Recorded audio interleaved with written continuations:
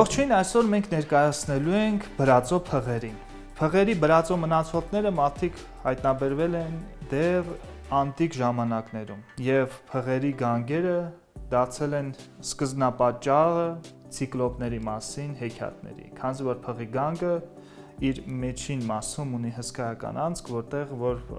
կնճիթներ սկիզբ առեն։ Հայաստանում հայտնաբերվել է ամենահին փիղը գրեթե հանրապետության տարածքում, որը ապրել է մոտ 30 միլիոն տարի առաջ։ Սկզբնական շրջանում այս բրածոն մեր մասնագետներին ներկայացել են ինչպես ուղղակի բրածո փայտ, բայց պարզվել է, որ սա փղոսկր է, փղի ժանիք։ Ինչ կարող ենք ասել փղերի ոսկորներից։ Փղերի ժանիքները, ինչպես ժամանակակից ծառերը,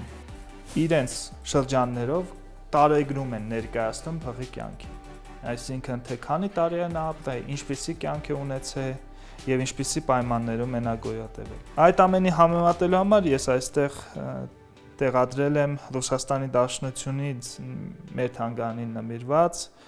մամոնտի ոսկորի մի բեկորը, նշեմ, որ մամոնտները շատ տարածված են եղել եւ նույնիսկ Հայաստանի Հանրապետության տարածքում են հայտնաբերվել, Գյումրիում 1920 թվականին, որը դրված է Երկրաբանության թանգարանում Բաղրամյան 28։ Այս փղազգին դեռ լիարժեք կողմնորոշված չէ։ Հսկայական աշխատանք է պետք համեմատական անատոմիա եւ մնացած, որպեսզի լիարժեք բաց լինի թե ինչ տեսակ է։ Համենայն դեպս